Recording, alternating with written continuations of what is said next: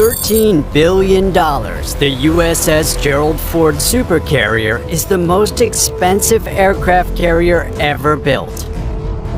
The leader of the largest, heaviest, most powerful aircraft carrier class in history, it is now ready for deployment to project the might of the United States military across the globe and to take on any adversary that might consider themselves near peer, including aircraft carriers from Russia and China.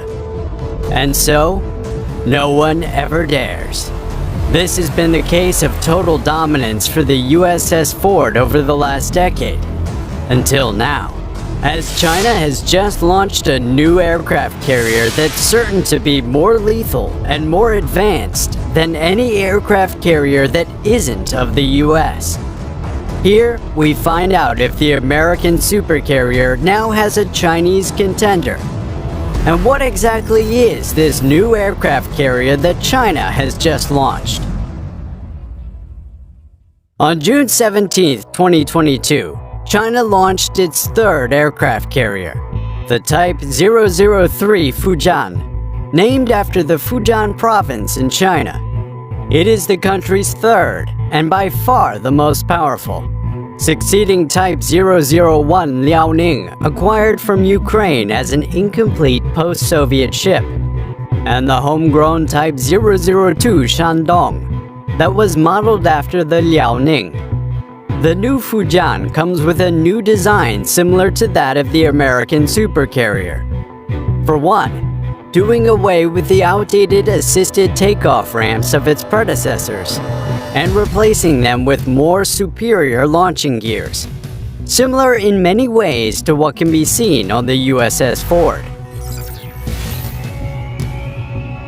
The USS Ford was already the most advanced carrier in the world before it was completed.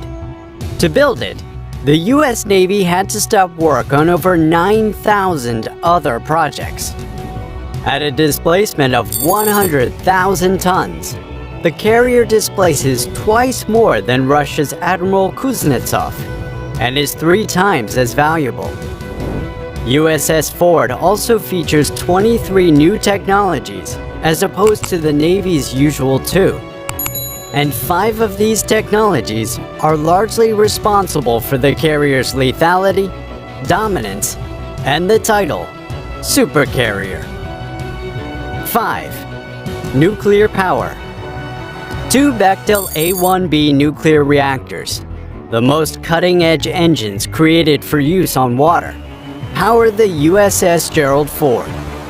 As a result, the carrier would only need to be refueled once over its entire 50-year operational life, as these engines make use of the everlasting nature of nuclear energy. This means USS Ford can run for 25 years at a time without refueling. And with a peak speed of around 30 knots, the supercarrier can access every country on the planet just in time to pay friendly visits to allies and wreak havoc on enemies. 4. AI and automation. The USS Ford is as intelligent as they come, with a balance of brute force and intelligence capabilities. It achieves this by exploiting artificial intelligence, particularly in the form of unmanned vehicles, which are, on their own, making a name for themselves. The automation of the carrier itself also comes into play, allowing for fewer crew members than expected for a ship this huge. And with less personnel on board comes more free space in the ship's hull to hold more systems, weapons, and life enhancement features, such as ergonomic spaces and gymnasiums, which ultimately results in a better quality of life for the 4,500 crew members. An important factor, seeing as a crew can only be as agile as the crew that keeps her oiled up and ready for action.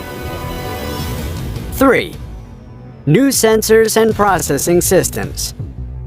USS Ford features the latest sensors, processors, and weapons needed on an aircraft carrier to maintain that balance of intelligence and lethality. Unlike virtually every other aircraft carrier in the world, the USS Ford features a single system for both horizon and volume search in the form of the AN/SPY-3 multifunction radar for X and S-band active electronically scanned array. It remains the most advanced radar system from the US, with enough versatility to handle surveillance, air traffic control, missile communications, and spot targets from miles away. 2. American fighter jets and UAVs. Up to 75 fighter jets and unmanned aerial vehicles, or UAVs, can call the USS Ford home at a time, including the Navy's favorite child, the 5th generation F-35C Lightning II Joint Strike Fighter, whose development program remains the most expensive weapons development program of the Pentagon to date, with a reported cost of $400 billion. The result of such an expensive program is a fighter that really can do it all: close air support, vertical takeoff and landing, and everything in between, cementing it as the modern go-to fighter for the Navy and every other department of the military. That is, until the 6th generation F/A-XX fighter takes center stage, of course. And for when that happens, the USS Ford is already equipped with the technologies required to host, launch, and arrest it. 1. Advanced Launch and Arrest Systems. An electromagnetic launch system to catapult every kind of manned and unmanned aircraft to the sky in the shortest possible distance, and an arresting gear that saves them from becoming sea divers by grinding them to a sharp halt. The edge of these systems that offer 4,100 takeoffs and 16,500 arrests before faults over short takeoff ramps and even older steam-powered launch systems are increased sorties, meaning more aircraft could take off from this carrier and land on it in the shortest possible time than any aircraft carrier without these systems. And although China draws from this, the launch and arrest systems on the USS Ford are the most advanced, and they, combined with other factors mentioned, play a role in why no competitor can beat USS Ford. But there's more. The United States aircraft carrier dominance comes firstly from the due diligence of building the most advanced aircraft carriers ever, and secondly, the competition not being much of a competition at all. In fact, 25% of the world's aircraft carriers belong to the US, and their total deck space is more than double that of all other nations combined.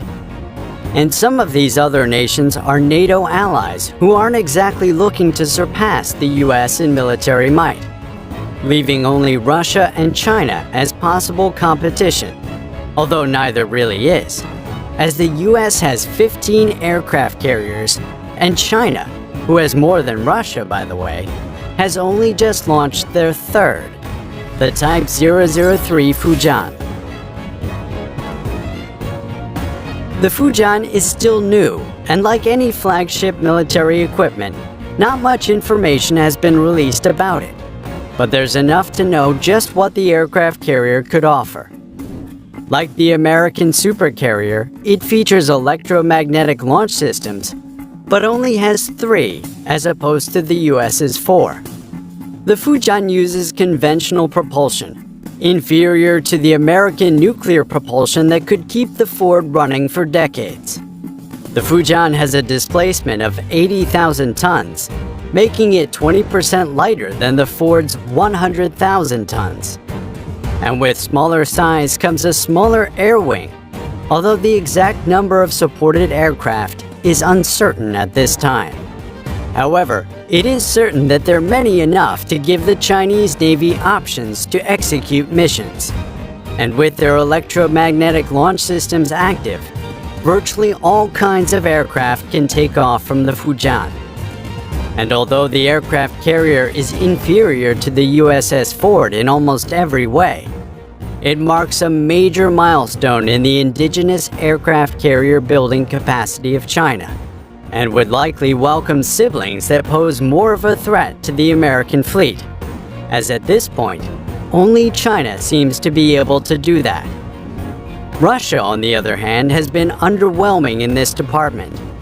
And to say they have fewer aircraft carriers than China could easily imply that they have two.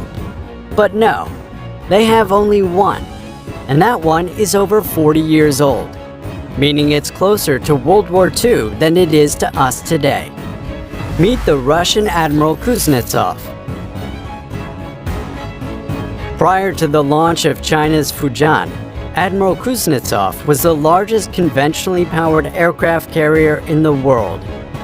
It has a displacement of 58,000 tons, 28% less than the Fujian, and a staggering 55% less than the USS Ford. The Russian carrier can carry up to 30 to 40 aircraft at a time. In other words, half the capacity of the American supercarrier. The Admiral Kuznetsov, like China's older aircraft carriers, lacks catapult launch systems and only uses an extra-large ramp to set aircraft up for ski jumps, limiting the types of aircraft that can launch from its deck. Waylaid by malfunctions and maintenance issues, the Admiral Kuznetsov is now being upgraded to keep up with the times.